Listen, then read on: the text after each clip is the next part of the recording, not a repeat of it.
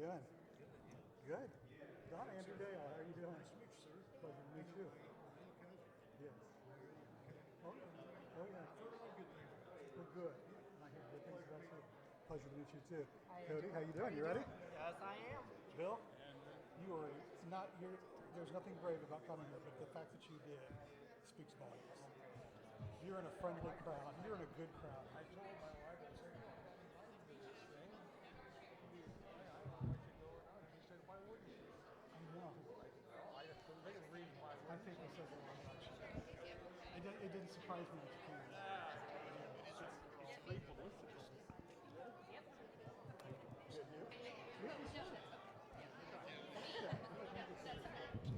Thank you.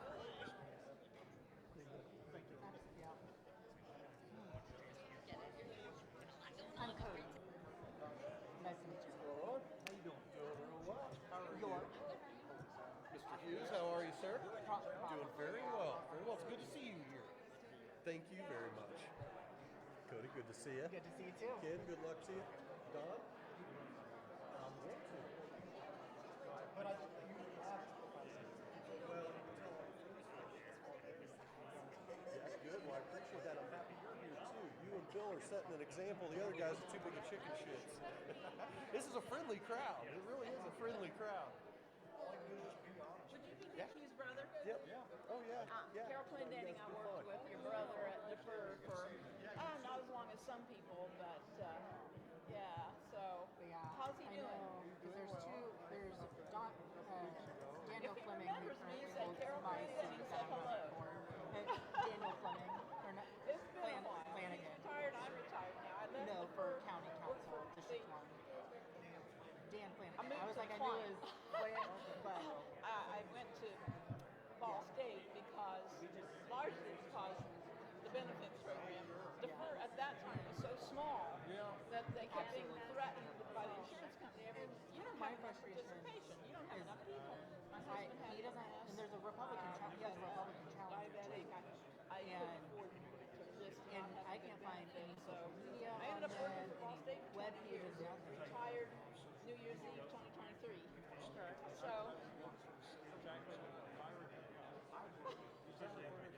Yeah. Okay. And 1 year before, had a big New Year's Eve party that year. If he remembers me, tell Dick I said hi. It's good to see you. I'm glad you know. So you are District 2. I'm not smart enough to know what district I'm in. You're sitting in District 2 right now. Okay. Well, like how everybody's been telling you, that I appreciate you actually coming and letting people hear what I you're live, running. you know where Dove High School is? Up 28. I live a mile east of Dove High School, on the south side. You would be in my district. Oh, okay. Sorry, I can't vote for you. So folks, like I Were you at Melky's? Carol, I'm going to steal them for a second and get them on. Oh, yeah, it's 6:30. So what we're going to do, folks, is you'll each get 2 minutes to introduce yourselves. There's a microphone at each table. You will. But every other question will be the next person will go first. Yeah, so a different person will go first every time. 2 minute intro. 2 minutes intros, 1 minute for closing later. When questions are asked, people will be giving you the sign for your, so look at them. When questions are asked, you'll be able to, if it's to the commissioners, candidates, or the council candidates, you guys will start, but then the other people will be able to weigh in probably on something that pertains to candidates. And you'll have a minute tops to respond to something. Any questions? Okay, then I think we're gonna go.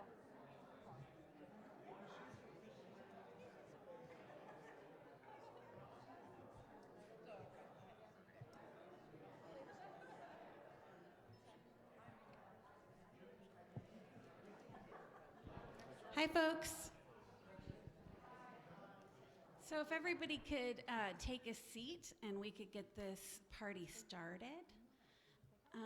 If you don't have note cards yet, we can get some to you. Does anybody need note cards? The note cards are an essential tool That's how we're going to be asking questions. So throughout the event, people will be able to come and bring you note cards, and then once you have a question written on it, you can just put it in the air, and miraculously, a volunteer will come and take it. Okay? All right. So thank you so much for joining us today to Muncie Resist first primary event for 2026. We are very excited that so many people are invested in the primary process and want to come out on a beautiful Monday evening to learn more about their candidates. But this isn't a very bad place to be in a beautiful Monday evening with all these wonderful windows, and we're very grateful to the UU Church for letting us use their space, and to Rick back there doing tech with us. We're very fortunate. Thank you, Rick.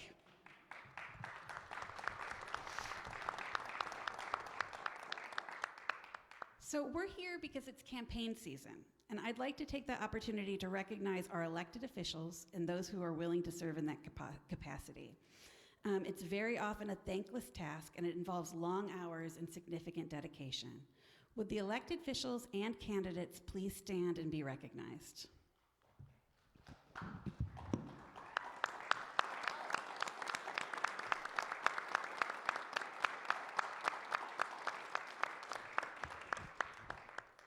My name is Sarah Vitale, and I'm the chair of Muncie Resists.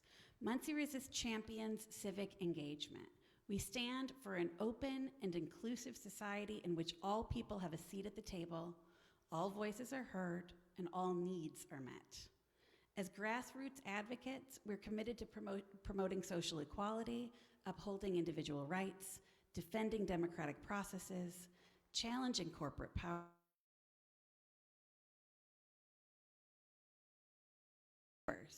and so we have these beautiful signs in the back that say we stand with immigrant families. We are asking a $5 donation, which is the cost of making them. But if that's a hardship, you can have a sign.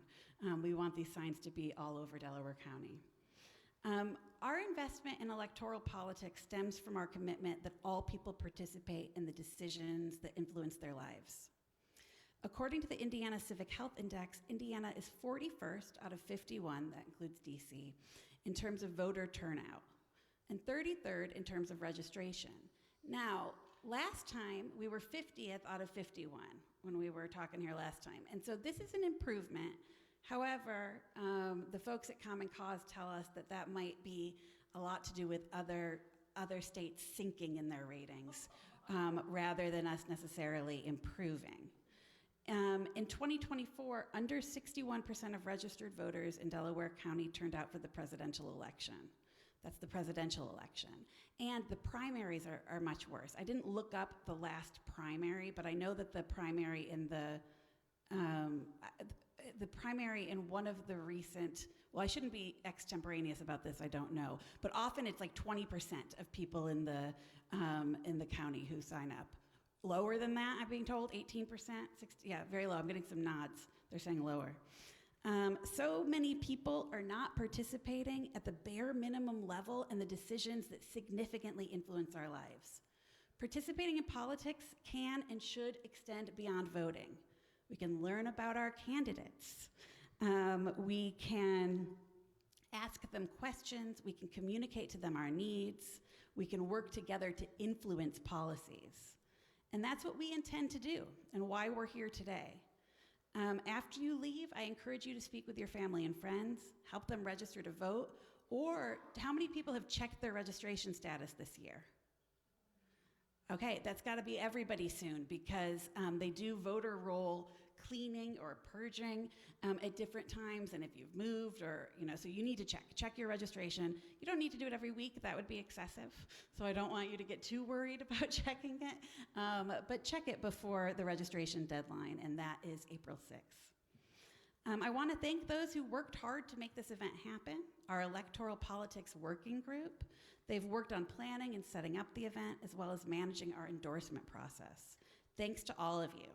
Heading up this team are Melinda Messinio, Jennifer Rice-Snow, and Peggy Lewis. Melinda and Peggy, will you wave to be recognized? All right, let's give them a big round of applause. You'll also see lots of other Muncie Resist volunteers hopping around tonight, and so we're very grateful for all of them. I'd like to extend a warm welcome and thanks to all of you who came.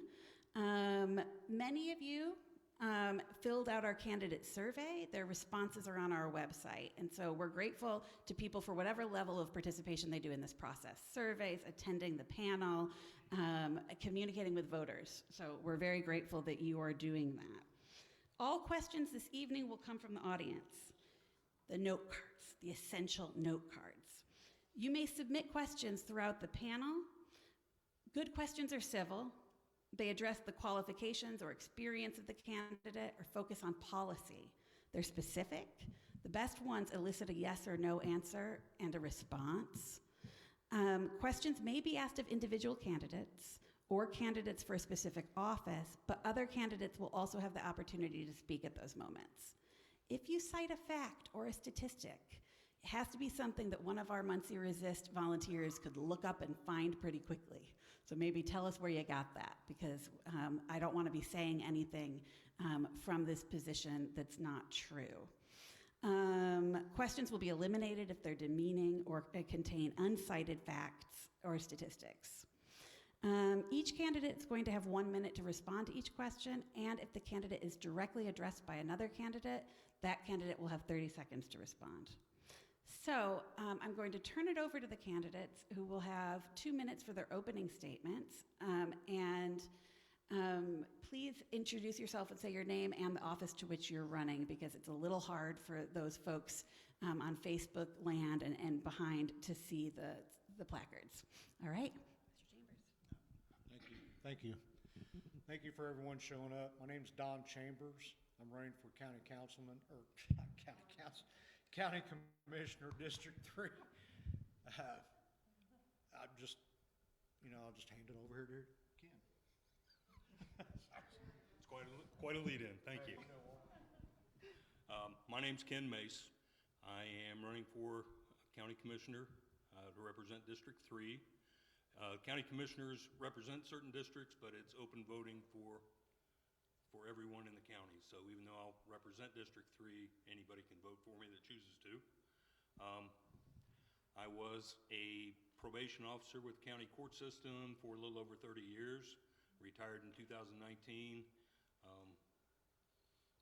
worked several part-time type jobs since then, and Democrat headquarters got a hold of me probably 9 months ago and started putting heat on me and asking me to run for something. And I feel like I have experience working with the county and have something to give back, so I want to try to help people, so that's why I'm here. Thank you. Hi everyone, my name is Cody York and I am running for County Council District 1. A little bit about me. Professionally, I am a social worker. In my position, I work with families that are struggling with mental health issues, substance abuse issues, and financial hardship. With that experience, I've worked with families that are going through very, very difficult situations. And a part of that experience has given me the courage to step forward and try to help people the best way I know how, and that's serving and being a voice for people that don't have a voice. And that's why I'm running for District 1.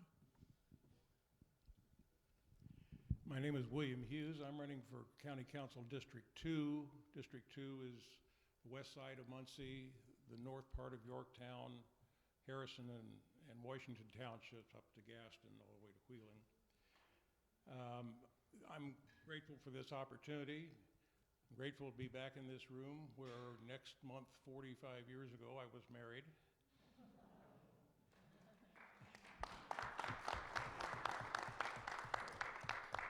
I'm a Muncie native, attended Muncie Public Schools. I received an undergraduate degree at Johns Hopkins University and my law degree at Duke. I practiced law for 50 years with Beasley and Gilkison here in Muncie. My areas of practice mostly were real estate, education, and government law, and business and estate planning. I also served for 21 years as board of directors of Mutual Bank, and I've been involved with a variety of civic organizations. So I'm now in my fourth year on the council. I'm serving this year as president. My wife Roseanne and I live in Yorktown. We have one son, 3 grandsons, and a 4th grandson due in May. My name's Ashley Wright, and I am from Muncie. I actually grew up in your district and went to Westdale, graduated from there. I was a young mom, so for the first part of my young life, I was raising my son. He's now about to be 21 this year, so. But after that, I worked for the county for a while. I worked in the clerk's office. After that, I transitioned into the city and worked and managed Prairie Creek Reservoir for quite a few years. My whole entire pretty much work history is serving the public in some form or fashion. I work for Indiana American Water, and I enjoy serving and giving back, and I just like to do, at the end of the day, I just like to do the right thing and see our community grow. This is all I've ever lived is here, and I just like to see it flourish. Hi, I want to thank everybody for being here, and I want to thank Muncie Resists for having me here and inviting me. My name is Michael Durall. I'm running for District 4 County Council, which will be in basically essentially the county. I grew up the oldest of 6 kids in my family. After graduating high school, I worked for Lowe's for a little bit, and then I worked for a company called Patriot Engineering. And there, while I was there, I was a structural steel bolted and welded connections inspector. I actually worked down at Lucas Oil Stadium and I inspected the retractable roof and the retractable windows, so up top. I later on got hired on as a professional union firefighter. I've been there for about just a little bit over 17 years. While there, I worked with the union as the operations director. While I was in that role, I was in charge of different budgets, and I found a way to creatively come up with means for funding the hardship fund for the entire union, which is across the entire county, down in Hamilton County. And now I'm trying to use those same tools and same skills to help with the county here and help people throughout the county.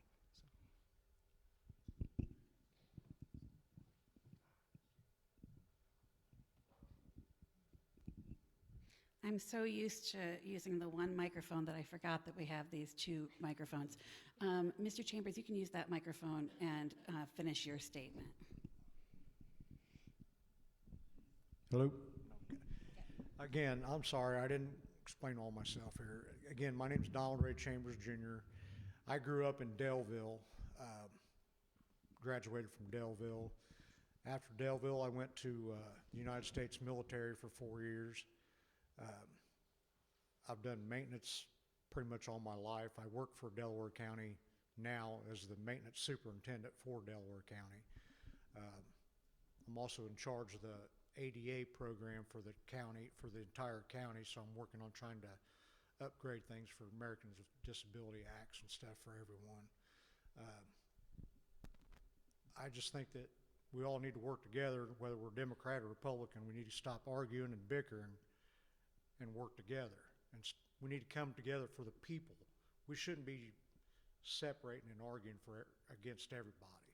You know, that's just where I stand on things. And I'm not very much a political person. I was the trustee for up in Union Township for a little while. Then Mr. Caudill took over. I'm the first Republican to ever win that position.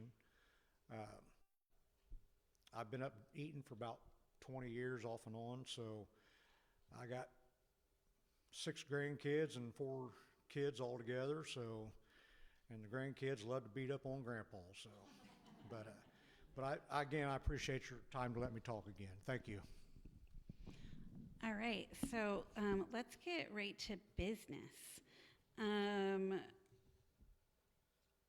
So we'll start with you, Mr. Mace, here, and then the next time we'll start with Cody and so on. So this is for county council candidates. So why don't we start with Cody, and then if the commissioner candidates would like to speak on this, they can. So if the council is asked to make decisions about building data centers in Delaware County, what is your position? What is your position on data centers in Delaware County?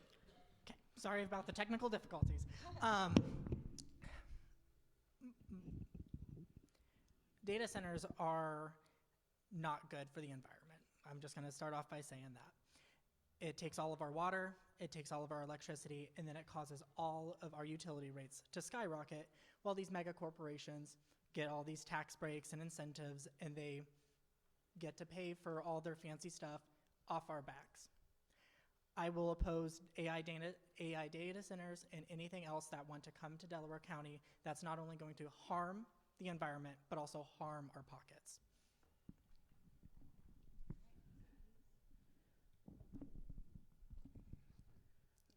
The way that the county council might get involved in a project like a data center would be through tax abatement.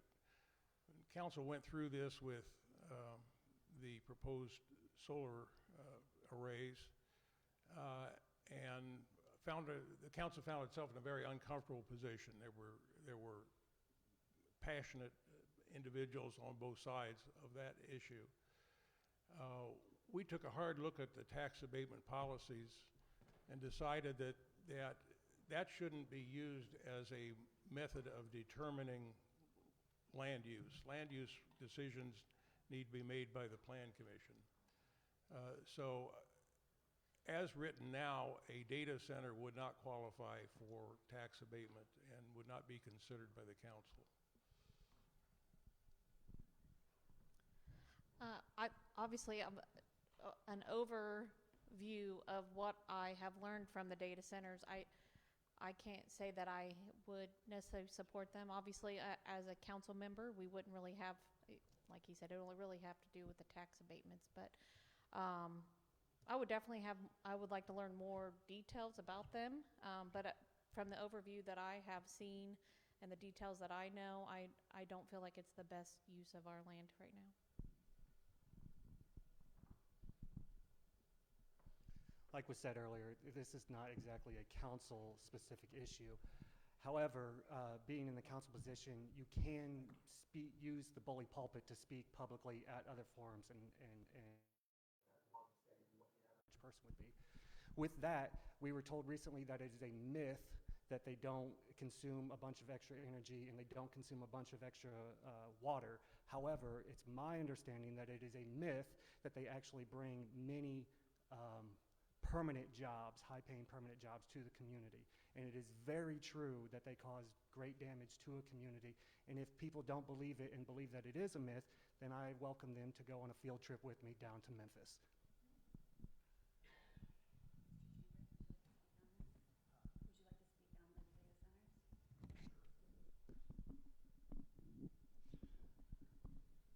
As far as my opinion on them, I don't agree with data centers. I just think it's bad for the environment. I agree with you wholeheartedly. But then again, when we talked about the solar issue, well, we're talking about that now too. Sure. Okay, and about the solar issue, my opinion is it's your ground. You should do whatever you want with it. You shouldn't be told what you can do and what you can't do. I mean, I know that's strange coming from me, but whatever.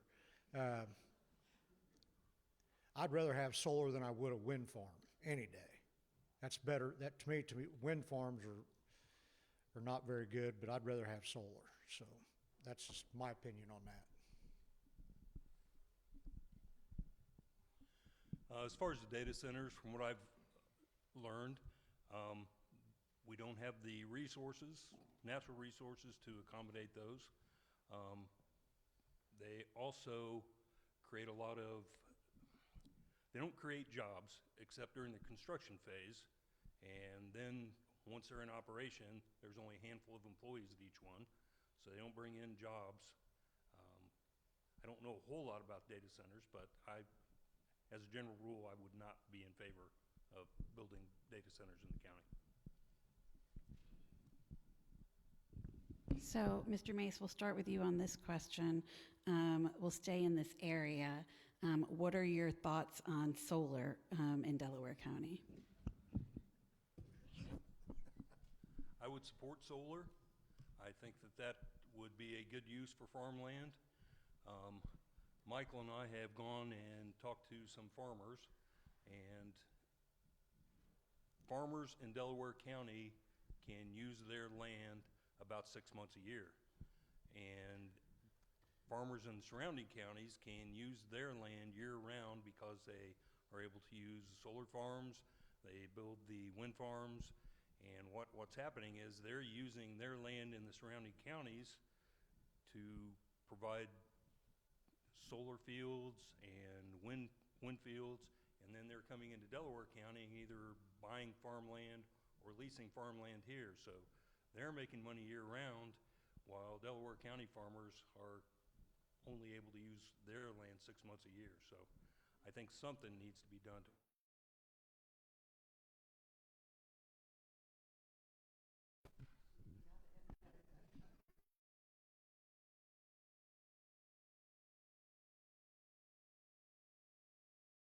our, you know, the harm that our current, gasoline and coal hurting the environment. I think it's a great way to improve that.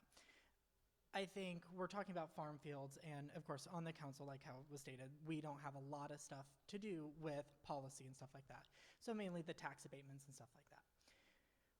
But I think we're missing a huge thing is there's plenty of rooftops in Delaware County. We have 2 Walmarts, we have plenty of stores. Of course, we have the Muncie Mall that's going to be torn down for the most part here soon, but there's plenty of rooftops that we can put solar energy that can not only help reduce the cost for everyday people that put, solar on their rooftops, but it also isn't taking up valuable farmland.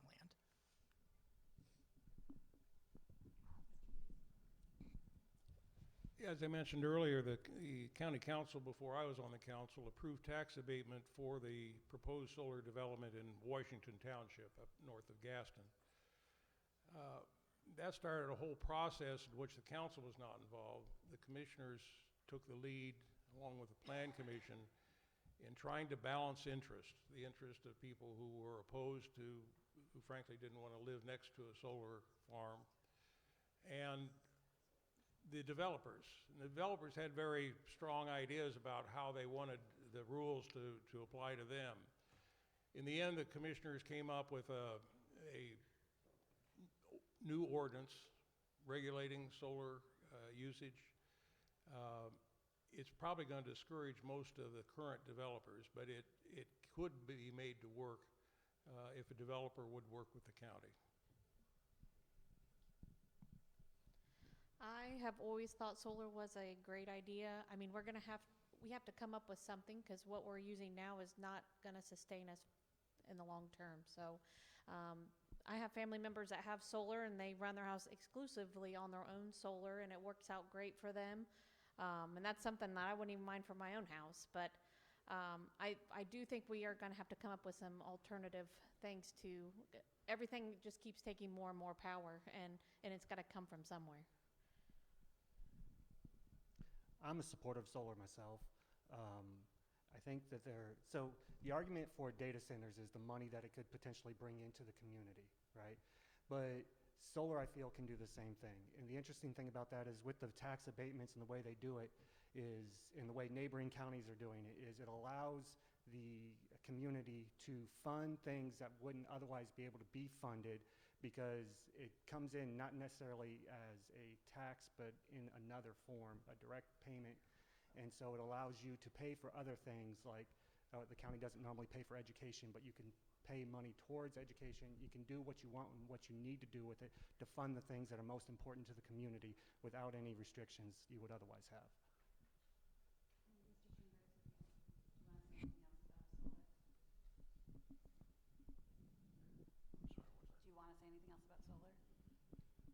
No, and like what Cody just said about solar, I think a good use would be on the flat top roofs of buildings also. I mean that's another option we can have, and and it would help out like the county building. Why don't we put solar on there? I mean, you know, that would save the county tons of money, and on the jail. That's just my opinion, so, but thank you. All right, we're going to start this question with Cody, right? Or have we started one with you already? Okay, so we'll start this question with Mr. Hughes. You're going to have to help me with this, remembering who we have to start with. We'll have one question that has an environmental angle to it, and then we're going to be moving into some more economic development questions. Can the county encourage or promote redevelopment of brownfield sites like the Borg Warner site? If so, how? Yeah, absolutely the county could do that and should do that. That was one of the areas that we did think was appropriate for tax abatement if we could get a developer in there. Obviously, you have to be cautious. There was a proposed installation on the Warner Gear site that involved recycling metal in some capacity, and upon further research, it was found that that was really not a good, clean use for that property. But the county's got to be involved in that. I know the commissioners, working through their economic development officer, make those brownfield sites available. They've done through the Indiana Department of Environmental Management, work on brownfield cleanup so that they can be reused.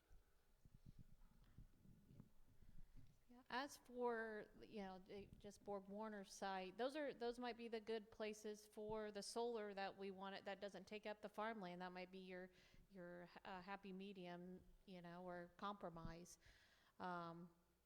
I think when you're dealing with brownfields and stuff like that, I think it takes everyone, the council, the city officials. I feel like it takes a group effort to make something happen in those areas. I agree with everything that they just said. I think we need to be able to use these areas creatively. And it's not just the brownfields, but we have old factories that are empty and not being used. And there's things that we can do inside these buildings that we can break up the inside of them without actually tearing them down and use them for shops and use them for other creative means. Now, I understand you have to inspect them and you have to go in and you have to do some work and maintain and make sure that it doesn't collapse on anybody. You don't want them to get hurt. But we have to be more creative with the resources that we have and in order to bring in more funds to the community.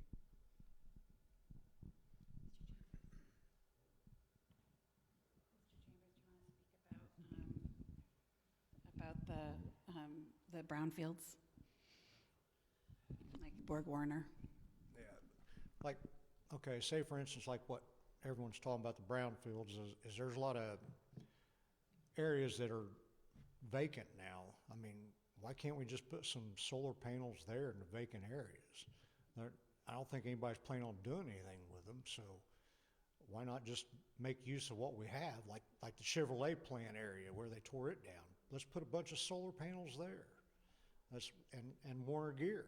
I mean, that'd be a great place to put it where the old building was. So, but that's how I feel about it, though. Thank you.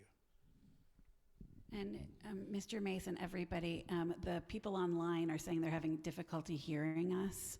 And so if you could speak kind of like I am right now, bring that microphone right up there like it's like a lollipop. I don't think I have anything to add on the brownfields. Sorry. I think Cody. Sorry about that. I'm just going to kind of piggyback off of what everybody keeps saying is, there's plenty of things that we can do with not only the brownfields, but also the different abandoned buildings that we have around our county. Solar is brought up. We can use those buildings for shops, like how Michael brought up. We can also use it for housing. Housing is a huge issue, affordable housing. There's so many things that we could use these areas for, and I think we need to look into everything and make sure that we're having a well-rounded approach to not only economic development, but also environmental development as well. All right, so I said we were going to speak more about economic development, but we have a good question here about how we need to educate the public on certain roles. I think a lot of people, the people in here probably know what county council and county commissioners do, but maybe not all of them. And there's a lot of people hopefully watching online and will watch into the future. And so maybe if you could share what you think the main roles of county council or county commissioner are for your race, but like what you think the main things that they do and where you most want to exercise your influence. So we'll start with Ms. Wright on this one. So what do county councilors do, and what would you like to do in the role? Yeah, so my idea of the county council is basically the financial oversight for the county. So they don't do a lot of the day-to-day managing. That's up to the commissioners and department heads. But it's mainly just approving the budgets that are set forth and kind of giving ideas and such, just kind of helping with the financial part of running the county. The way I like to explain it to people who don't fully understand what the different roles are between the council and the commissioners is I like to see it as the council is the Congress compared to the commissioners being the Senate, where the council has the power of the purse. And so with that, it's on the council to make sure that each department is funded properly. And so it's our responsibility to take care of the employees of the county and make sure that the county is funded in a proper way, and making sure we don't overspend, because that's the last thing we need to do is spend more than we actually have, and make sure, because if we do that, then it doesn't matter how much we bring in, we're just going to continue to make things worse for the community.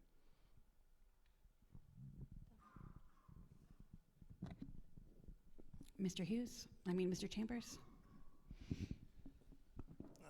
For the county commissioners, we're here for basically trying to help out, like, say for instance, is one thing they just came out with about the whole property issue, where everybody's talking about, like, you got to get a permit for a mailbox or something like that. I'm sorry, I don't agree with that. I think it's your property. You should be able to do what you want with it. I do agree we need to have a fine for people coming in and digging up your yard, and they need to get permits for that. But as far as putting a tree in or mailboxes, I mean, we should stay out of that.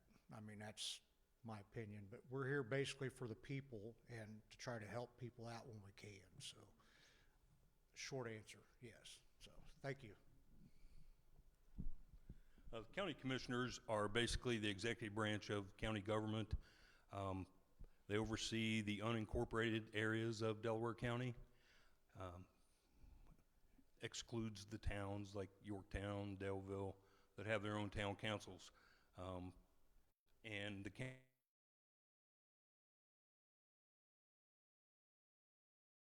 Justice Center oversee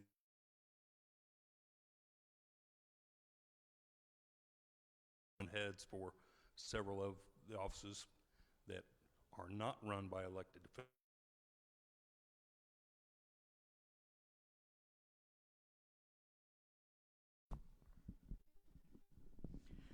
So like how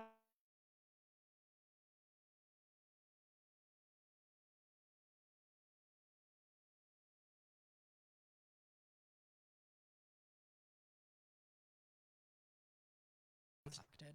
However, if I was elected, that also gives me the bully pulpit that Michael spoke about, to advocate for people that are in my district, to go to the commission and say, hey, you're doing this, the people in my district don't like this. So yes, a lot of what I would be doing would be controlling the purse of the county. However, I can use my position to do much other things and advocate for people.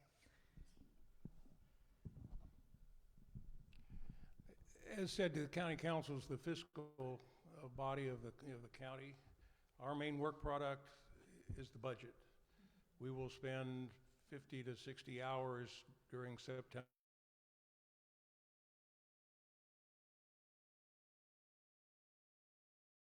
determining how to spend what money we have. One thing that is misunderstood, we don't determine how much money we have to spend. That largely is determined by the state of Indiana. There are limits on our levy, which is the property tax revenue. They determine how much of the local income tax we can spend each year. And curiously, I don't know why it's this way, but we don't find out what the actual numbers of our revenue will be until after we have already adopted the budget. But this is the major part of our work.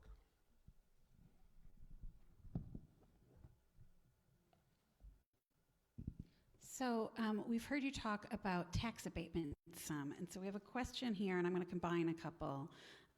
What is your opinion of tax abatements as a tool of economic development, and what is your opinion of TIF districts as a tool for economic development? That's tax increment financing, I believe.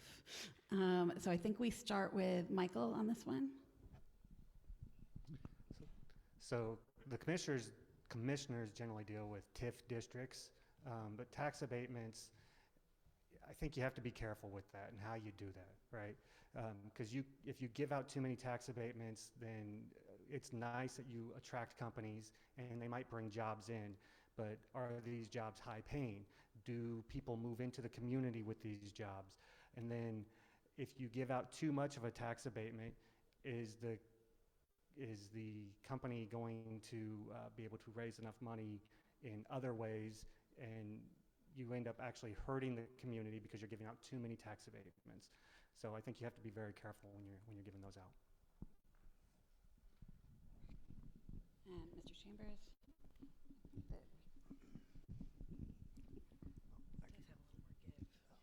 you want to just pass it along in front. Okay.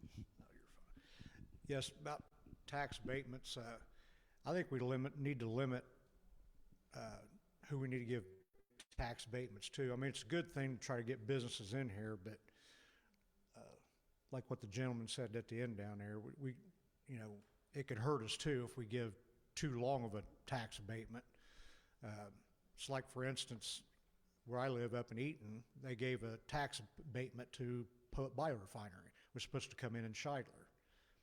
Well, they never came in, but they still got that tax abatement. And I'm having a real issue with that, even though it's been many years ago. That's tax money we could have had right there. But, all right, thank you. Tax abatements and TIFs are things I need to learn more about. What I would hope to be able to do as far as tax abatements are involved is if we are considering to award a tax abatement to maybe make it effective 2 or 3 years after the company comes in and gets established, and then issue them a tax abatement once they prove that they're going to come in and do the things that they promised to do. So that's my approach. I think that tax abatements and TIFs, I think they're very important tools that the council can use to improve the economic outlook of the county. However, like how it's been said, it can also harm us in the long term. I am not originally from Delaware County. I am a transplant, and I moved here, and I've been loving it ever since. But where I'm originally from, they gave tax abatements and tax incentives to Duracell. Duracell came in, was there for as long as the tax incentives were there, then as soon as those tax incentives left, guess what? They closed down the plant and moved somewhere else. So again, I think they're important tools that we can use, but we need to be careful about it and be careful who we give it to, because we don't want a situation like that where we bring these jobs here and then they just all leave.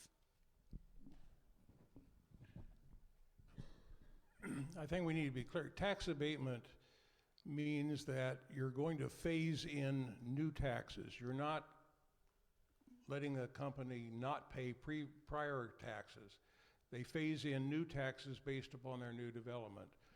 What we decided when we adopted new guidelines was we should first of all favor existing companies, give them incentives to create new jobs, bring in new equipment. We should focus on jobs. That really is the purpose. We're not trying to just attract a company. We want to attract good paying jobs. And thirdly, based upon some of our prior experiences, we felt that any tax abatement should be given only where it was environmentally sound and did not damage the environment. As far as TIF districts, I have a problem with TIF districts, because a TIF district, that property, that tax money is captured. It is captured and taken away from the county, from the city, from schools, and other taxing units. When it comes to either one of those abatements or TIF districts, I feel like, just like they said, it's a tool to use. You definitely want to know what your return on investment is going to be, or possibly be, to even consider that. But I also, besides the return on investment, we need to know that even our county can afford to do that. I do agree with you on the TIF districts, because I do feel like there may be instances that's helpful, but I do feel like majority of the time it's better just to find a different way to work with these companies other than just doing that.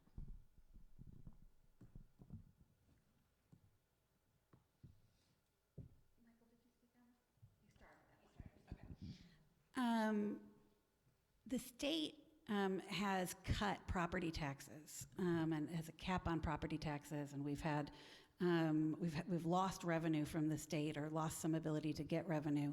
Would you support increasing income tax if it meant improving or keeping important services? And I think that we start with you, Mr. Chambers.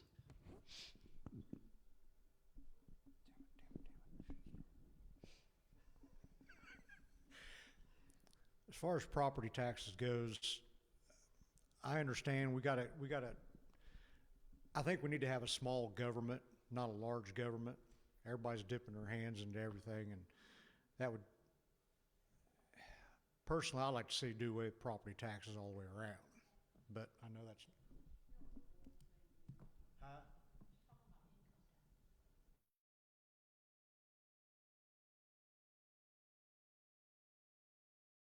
not a possibility, but if we could have some kind of a flat tax, like maybe 11% flat tax, that would help out a lot of things. But we need to cut back and start.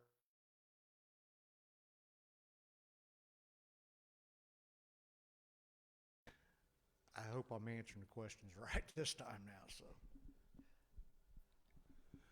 I would not be in favor of raising income taxes. I think that there would need to be some sort of research done, and maybe raising sales taxes, maybe another type of revenue generating ideas, but I would not be in favor of raising income taxes.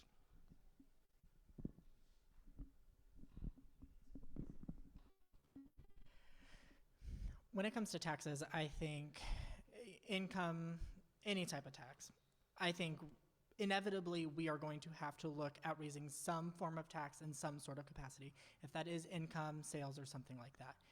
Personally, I would love to see zero taxes on anything. However, that's not the reality we live in. But I think it's all about making people pay their fair share. If you are living here, or you're a major corporation and you're making hundreds of thousands of dollars, you need to pay your fair share. You can't just skate on by on all these things and have to pay zero money towards the government. You have to pay your fair share. So I would want to look at possibly looking at how we can focus on people who make a lot more than the average Joe. I think that's our main focus. Senate Enrolled Act 1 that was adopted last year by the General Assembly has created a mess. It was advertised as property tax relief, and there will be a little bit of property tax relief for a few people, but it puts local governments in a terrible bind. And I use this illustration to think about the difference between property and local income tax. Walmart and Progress Rail and First Merchants Bank downtown, they pay property taxes. They don't pay any local income taxes. Only individual residents of Delaware County pay our local income tax. I don't want to see our local income tax raised. It's at 0.15% right now, which is among the lower third or so of counties in the state. But under this bill, they've restructured local income tax, so it's going to be harder to figure out what's going on. I think everybody's last ditch effort is raising taxes, but you know, the structure of the, you know, your property tax has changed. So in my opinion, I mean, no matter what, you're going to be paying some sort of tax. The stuff has to be paid for either way. You know, you just want to make sure that you're spending your money efficiently and the way you should. But at the end of the day, the roads still have to be paved, and unfortunately, things like that, they just continue to go up. Prices go up, the cost of living goes up, and labor goes up. So over time, you are going to have to raise taxes at some point, but you just try to delay that as much as possible. I agree with what mostly has been said up here. Taxes are an important feature in our society. We have to pay.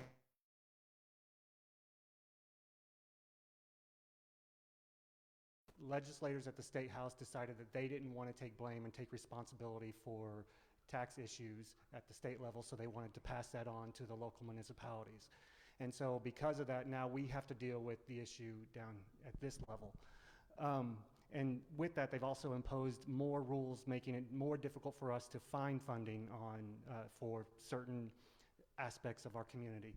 So while we don't want to raise taxes, I do think it's our responsibility to be more creative in attracting more people and more businesses to the community.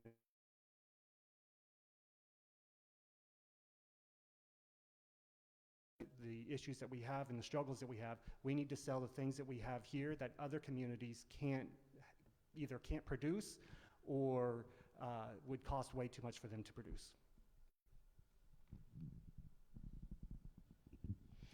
All right, we'll start this one with Mr. Mace.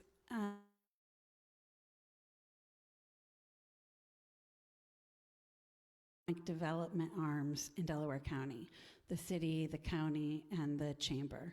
Why or why not? So right now we have the Muncie Redevelopment Commission, we have the County Planning Commission, we have the Chamber of Commerce. I think that some people might feel that duplicates efforts and wondering where we should have our economic planning. So are you in support of the current structure or would you see it changed? I support the current structure. I think the more input you have on economic decisions and any decision in general, the more input you have, I think it's going to be the better. So I support what the current system set up. I would have to agree with Mr. Mace. I think having the three different arms of economic development are very important. Not only because, you know, we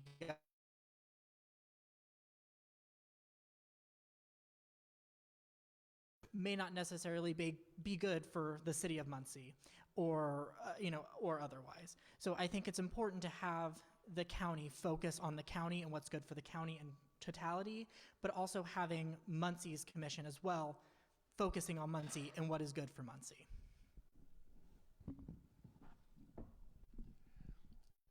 The commissioners and the city did go together beginning in 2025.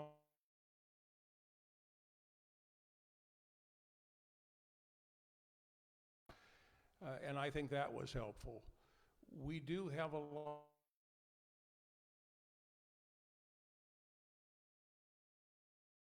certainly the Greater Chamber of Commerce.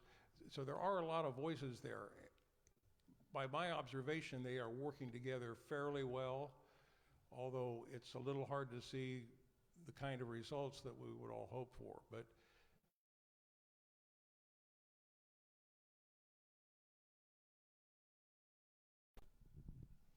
I agree. I think that what we're doing is okay for right now. even though they're separate arms in this, they will support each other. If one brings something in, they will support each other in that way. And also all these things that all these different arms, they all are different pots of money. So the funding doesn't come from all of the same place. So that would have its own logistical nightmare when it comes to funding.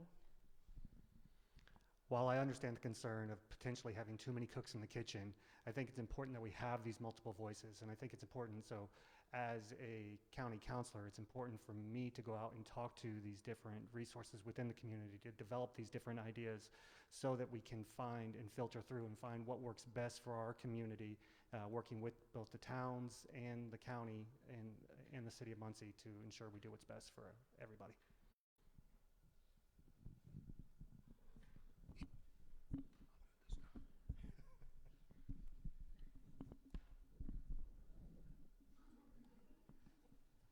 Playing acrobatics here. I agree with all three that we have now. And I agree with the gentleman at the end of the table down there that we need to have representatives from each one of them go and start talking to all the different counties that we help take, or not the counties, all the different outlying areas to see what their need is and where we can help them out. And also another good point of having it is that you got to have the right people on the board. I feel like there could be some changes, but that's my opinion on that there too. All right, Cody, picking up on what Don just said about finding the needs in the area, what do you see as the fiscal issues that the county is facing? And what would you do to address them? I would say probably the biggest thing that's facing Delaware County or all counties in Indiana currently are the taxes. I know we just talked about the taxes, but we're going to be in a hard crunch here before too long because of the tax bill that was enacted. So I think that is the biggest thing, the biggest concern that I have, and I would say, along with that is the economic development that may or may not be harmed because of the tax bill as well. So I would just say those are my biggest concerns for the county currently. Yeah, the council in crafting a budget struggles every year with down to every paper clip and ballpoint pen. That struggle is going to continue. As things stand right now, I think our biggest challenge going forward is going to be staffing. I think we may be in a position where we will need to reduce county employment. We currently have about 550 employees, maybe by as much as 10%. And that's not going to be easy, but that's the challenge that we're going to face.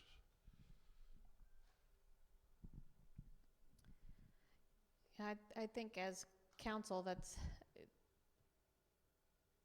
I think you'll have to kind of support what direction the commissioners want to take. We can give some kind of idea and some kind of guidance, but I think at the end of the day, if we can't increase taxes and if the jobs can still be done in those offices, then that may be a route that would have to happen, unfortunately. Budgeting as a council person and being a commissioner, they're difficult jobs. And unfortunately, Governor Braun has made that job immensely and measurably more difficult with the Senate Roll Act that was passed last year, Senate Roll Act 1. Yeah, we are going to have to look at things more thoroughly, and we're going to have to be more critical of the budget in the future. But we also, like I keep saying, need to be creative, and we need to think about what the people need and what people are looking for in a community.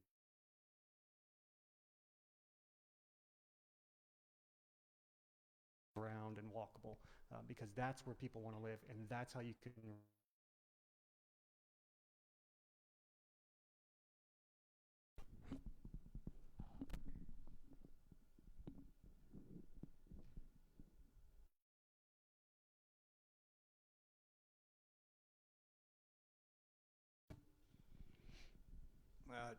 again, Mr. Hughes reiterated, going back to what he said, that the SBA 1 bill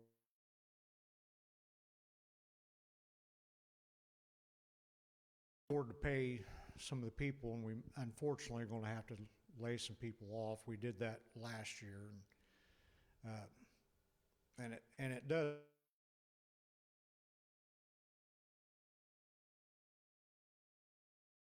But what else are we supposed to do? And we got to find other ways to where we can have money to make everything work. So, thanks. Well, I think the root cause is loss of population and loss of jobs, so that equals out to less revenue coming in. Hopefully,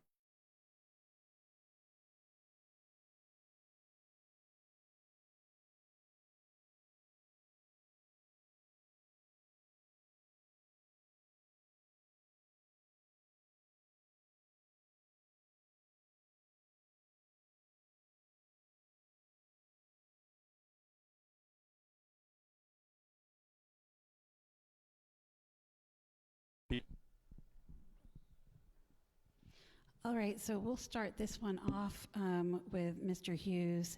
And I hear a lot of talk about the way that the state has limited the county's ability to raise revenue. Do you see a role for the county to play in influencing the state house to fix these issues? And maybe I'll add a little bit of another one in here. And if not,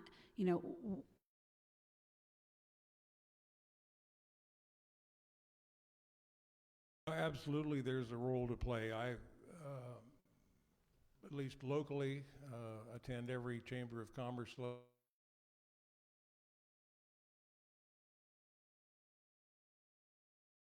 attend and do listen.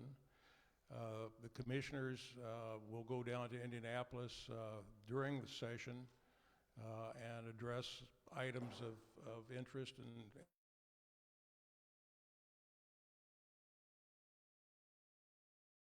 lobbyist for the county, but local officials play that role and I think can be very effective in influencing the legislature.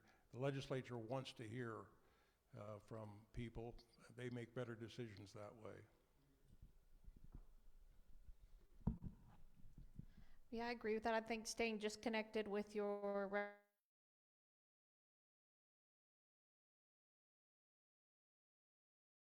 you always hope that your representatives will, as a council person, will at least, give you a call and say, hey, how will this affect your county? Because I think at this point we wouldn't be in the same boat with the state bill if there were some questions asked before it was passed. But I think just staying connected and having a good dialogue with, doesn't matter which party, with your representatives, period, that's the only way we'll get a voice. If elected as a council person, it is my job to get around to the community and to the representative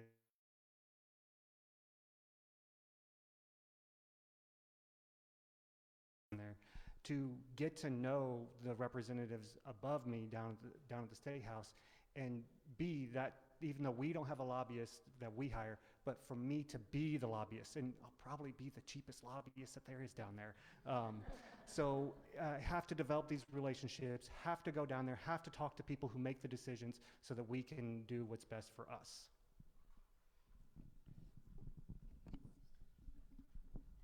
Yes, and I agree. As part of a commissioner's job, we need to be down at the State House also.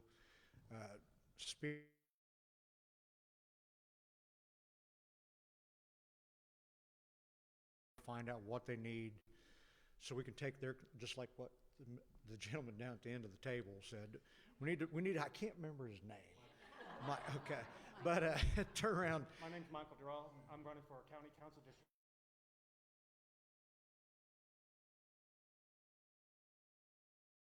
Attached to me. But anyways, we need to bring our concerns to the Capitol and try to get every.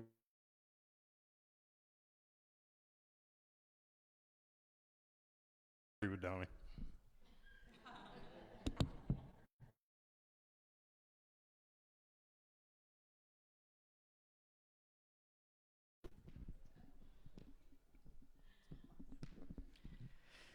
So like how everybody keeps saying, you know, having relationships with our representatives, you know, currently we have the lovely Sue Arrington representing us at the State House.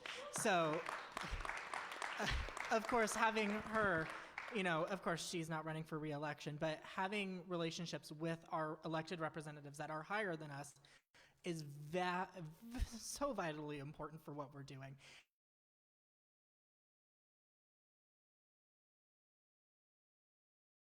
All day, every day, is advocate for people that don't have a voice at the table. And that's what not only the council needs to do,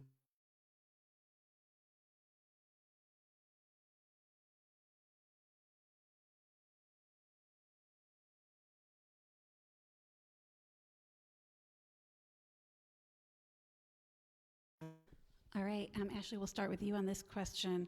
Do you agree, so recently there was the State of the Community event, and do you agree with the assessment of the county that Commissioner Brand provided?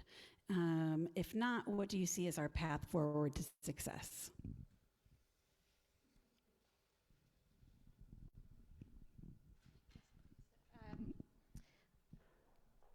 As an assessment as what he feels like where we are right now? Right, where he feels we are and where he thinks are what we need.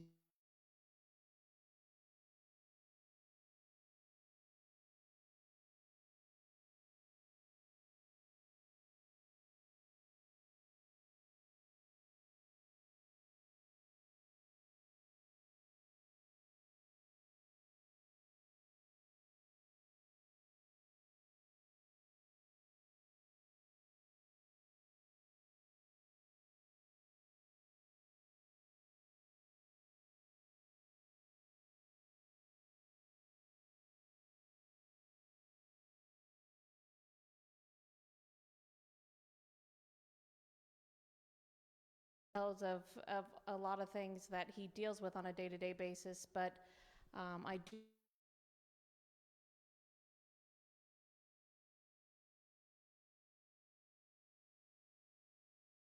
So, a lot was talked about the other day. Somewhere where I agree. So I took notes.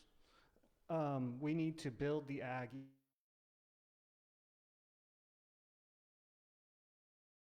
and sharing ideas with what they think would be beneficial to them and help grow and bring in more funds. We talked about how tariffs are going to bring manufacturing jobs.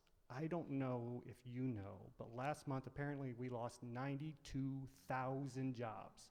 That doesn't sound like manufacturing jobs are coming back to me. I could be confused. Mentioned data centers. We talked about that. We mentioned, what else did we mention? Oh, Albany. He talked about the growth that's happening up in Albany. That happens to be my district. Albany is doing some good things up there, and I appreciate that because they're doing what I think we should be doing and investing in the community. I've got more, but I'm out of time.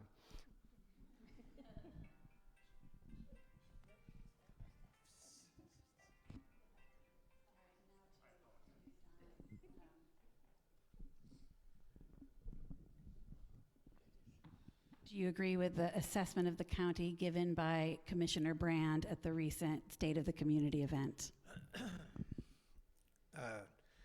For the most part, yes.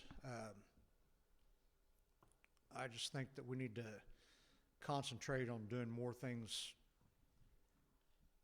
You know, the county and all of us can do more things in-house instead of having to pay things to be done. That's one way we can save money. I just, you know, other than that though, I think more things can be done in-house and instead of having, like I said, paying somebody else to do it. So, all right, thank you. I didn't attend the meeting last week, and I haven't done a whole lot of follow-up research on it, so I don't know what Mr. Brand had to say too much about the county. So I'm not going to comment on this at this time.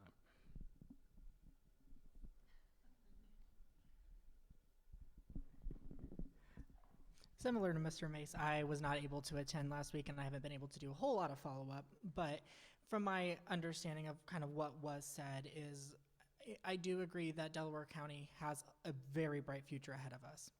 But I think, from my understanding, we have very vastly different ways to get there. I think we need to put a lot more hard work and have a lot more skilled work behind us to get us to that next point, to get us to that brighter future. Commissioner Brand brings a kind of a unique perspective to public office, and he worked in private industry for his entire career. He's also about the hardest working individual I've seen in county government. He has done some tremendously good things in terms of cost savings, re-examining the county's insurance, re-examining the health center that's provided to county employees, a number of things like that. He's absolutely correct that housing is an issue, and the mayor agreed with him on that. You can't bring new people here if they don't have a place to live. That's certainly a major focus, but by and large, he exemplifies, I think, a good voice along with other voices that can lead this county.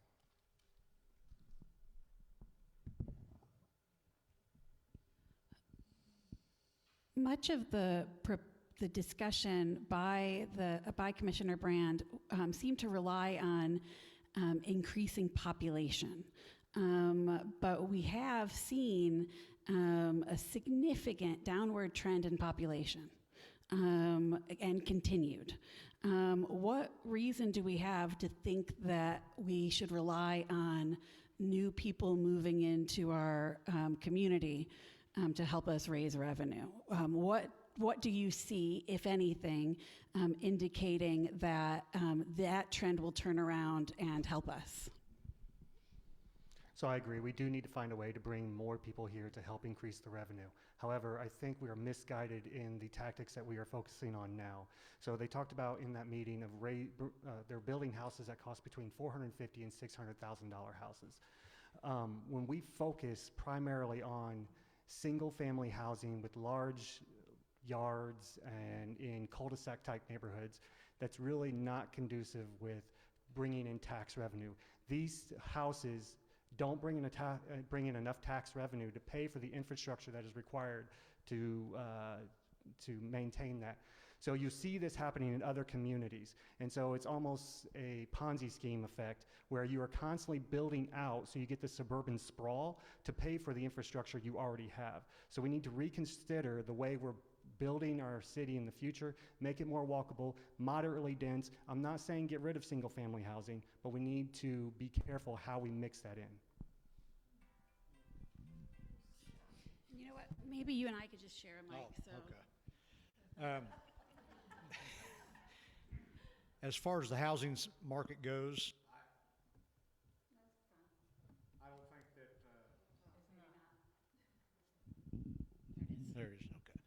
I don't think the answer of building 615,000, what's that? Oh. Okay, as far as the housing market goes, as far as like the house, they're wanting to build $400,000 to $600,000 houses. I don't think that's going to cure the answer. I mean, we need lower income houses, that more people can afford to live here. We just need businesses to get here. If we, they say people are saying we're dropping population, but then again, someone said we're gaining like 1,000 some people that's coming from outside. The thing is that we need to worry about what's going to keep them here and have jobs here that they want to stay here instead of travel outside of our area.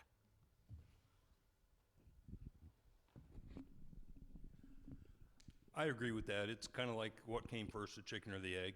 Do you build the housing and expect people to come, or do you get the jobs and expect people to come and then take up the housing? I don't really know what the answer is. Again, Michael and I met with some professors at Ball State, and they seem to believe that Muncie and Delaware County has plenty of housing. It's just not being used properly. And there's a lot of vacant homes that could be renovated and lots of other spaces that could be renovated. So I just think it's a question of how we use it and just better planning to bring those things into place. one thing, I don't know if this will get brought up or not during the meeting tonight, but I think something that contributes a lot to population density and other issues is food deserts. There seem to be a lot of areas in Delaware County that aren't easily accessible to grocery stores. Large areas of the county, people have to drive miles and miles to get to the grocery store. And even if you live downtown, I'm not sure where you go to the grocery store at. So anyhow, I wanted to kind of touch on that a little bit. I think the conversation we need to have before how do we bring people here is how do we keep people stay? I think that was mentioned by someone else. But we need to keep people here instead of focusing on bringing people here. We're bleeding population, even, either we're bringing in 1,000 or we need to, we are having a declining population. Regardless, we need to keep people here. We need to, like how I think it was Mr. Mace said, we have plenty of homes. I don't think there's a single street in Muncie that I can think of that doesn't have a single abandoned home or rundown property on that we can renovate and turn into more housing. The brown lots that we were talking about, perfect places that we can build new housing. And the abandoned factories, also great places where we can put homes and businesses and other community-centered things that will keep people here for decades to come. Looking around, I think there are a few people like me who have been here long enough to remember the steep decline. I think our population peaked in 1970, I believe, and has been going down since then, and we certainly remember all the factories that have left since then. In many ways, it's remarkable that we're all still here. But there is a bit of a turnaround, I think. I think we're seeing, the great things that go on at Ball State, things that our second biggest employer, Ball Hospital, and the medical community. We're seeing things that emphasize quality of place. That's not something we used to hear about, but it's important. So it's all these things put together that'll help the community grow, and it does need to grow.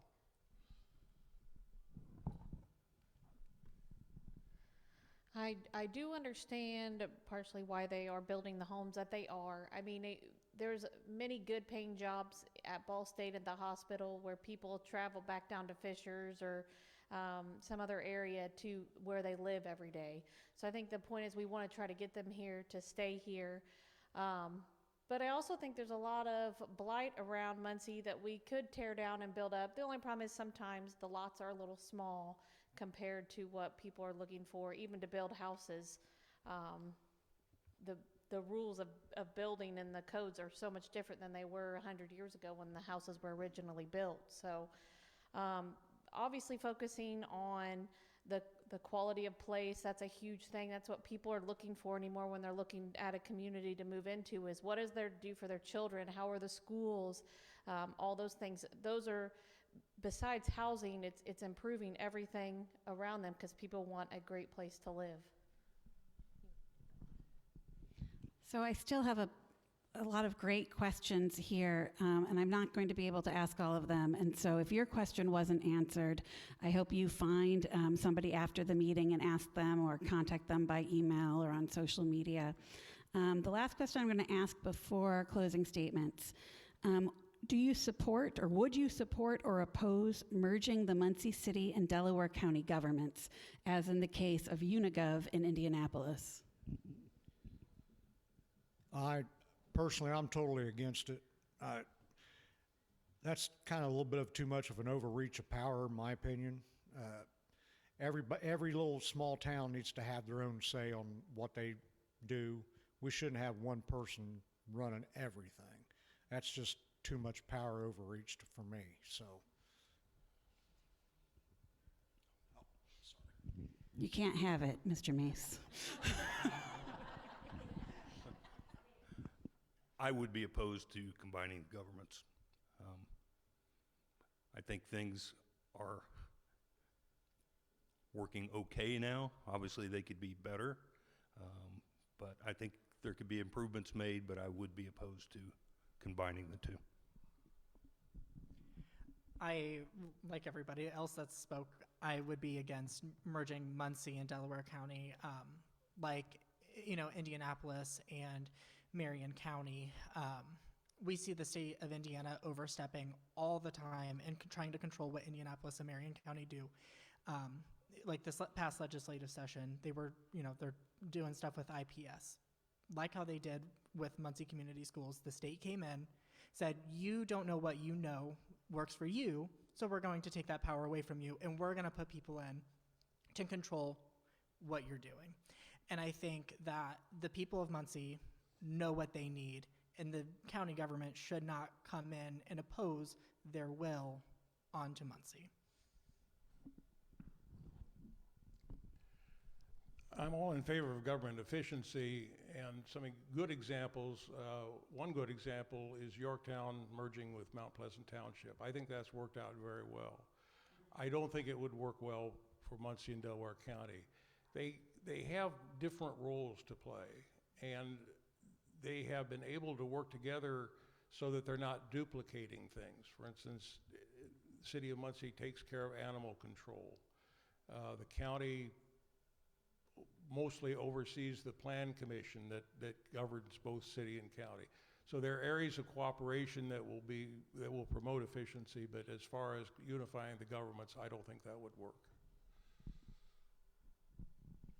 I think it's always important to have a partnership between the two, but I think it worked for Indianapolis because all of Marion County is Indianapolis, where Muncie is not entirely Delaware County, and the population density between the city and the county is quite a bit different, and which brings different needs for different people. So the problems that are in Muncie City is not the same in the county, and I think vice versa, either one of them would get drowned out, and their needs not met. So I think they both have their own purpose, and a good partnership is always valuable, but I think they always need to stay separate.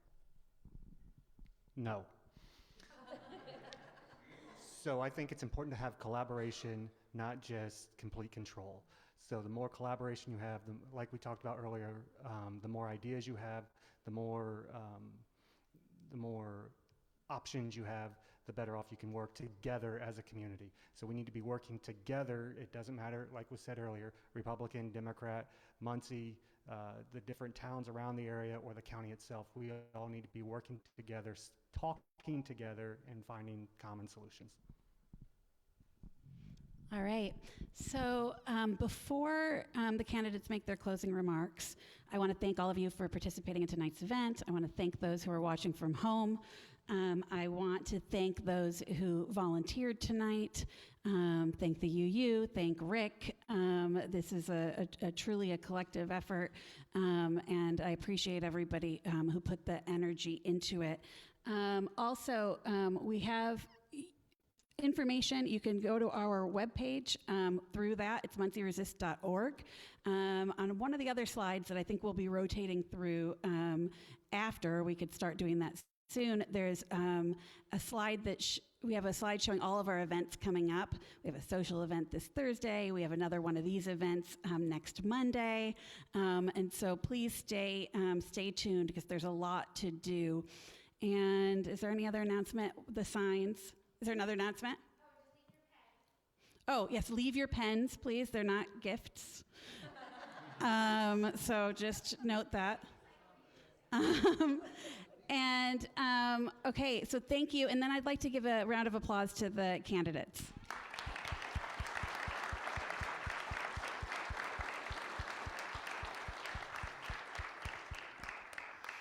And be sure to stay in touch with them throughout the race to find more about their positions. And so we will start with you, Mr. Mace, for closing statements. First of all, I'm running for government because I want to make... Sorry. I'm running for county commissioner, so I'm being involved with the government so I can make Delaware County, or help make Delaware County a better place to live. I don't have any kind of hidden agenda or any kind of plan to overtake the existing government. I just think everybody needs to work together. Obviously, county government and city government right now are predominantly Republicans.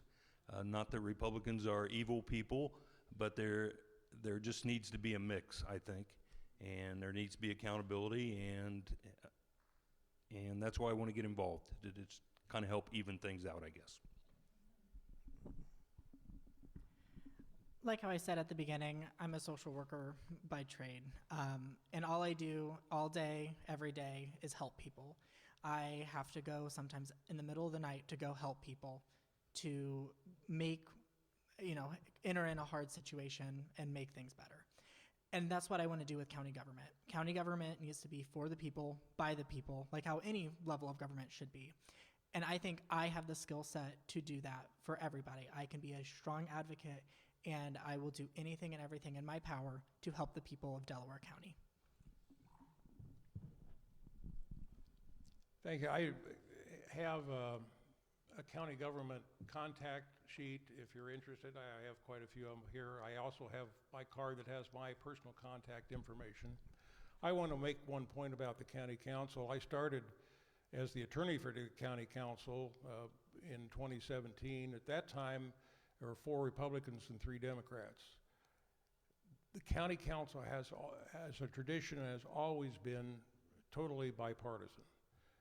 All 7 members of the council, regardless of party, contribute, cooperate, collaborate to work through the difficult issues that come before the council. And if any of these folks are elected, they will be welcomed and they will participate fully. So it is a model of bipartisanship that's very welcome these days. Yeah, and also thank you everyone for coming, because it's people like you that get the education on who they're voting for. That I think people don't realize your local offices make the biggest impact. Everybody comes out for the presidential elections, and it's your local people here that make the decisions that really impact you. I think for me, my reason even for running was I just like to be involved. I'm creative. I'm a problem solver. I'm not normally the person out here speaking in front of everyone. I'm usually in the background telling everybody what to do and how to do it. So a little out of my element most of the time, but when I'm up here. But thank you again for everybody coming. I'm running for county councilor under the Democratic Party. I am not running, the Democratic Party does not tell me how to think, how to feel, and what to do, okay? My goal is to be a representative for the people in my community. That's why I'm here. I have been told that people in my community do not feel represented. So it is my job, if elected, to represent the people of my community. And then because of that, I will work with whoever is elected, whether they be Republican, whether they be Democrat. Now, if other people don't want to work with me, that's on them, right? But I'm going to do my best. And it's also my job. I'm one who's constantly watching and looking for issues and trying to fix things. Always have different ideas running through my mind and trying to run through them. And I don't have all the answers, but it's my job to find the people who do have the answers, who do have the resources, and use those answers and resources to help our community as a whole. Again, just to reiterate what Mr. Mace says, yes, I am a Republican. I'm probably the bad guy here. But not all Republicans are bad, and not all Democrats are bad. We're all good people. We just need to learn to work together instead of bickering, and like I said earlier, bickering and fighting. And the common goal is for the people of Delaware County. And either me or Mr. Mace would be a voice for the people. I want to be able to talk to people.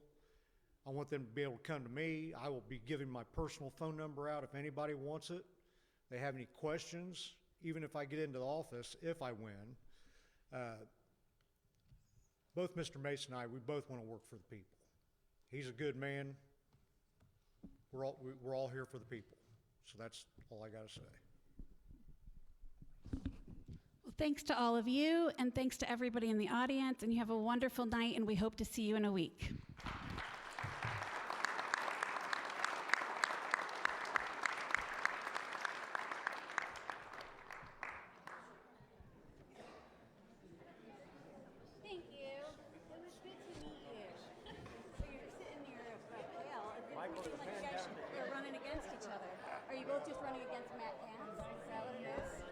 There we go.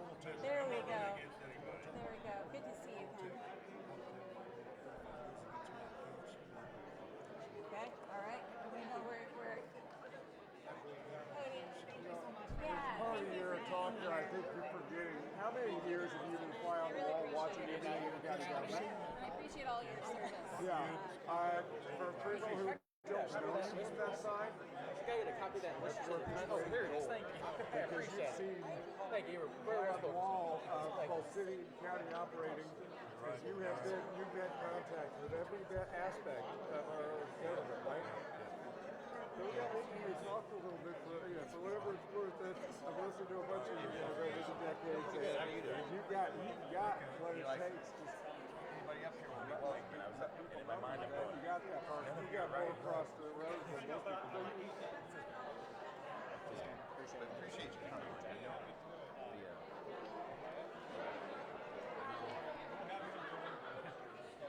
Yeah, mine's next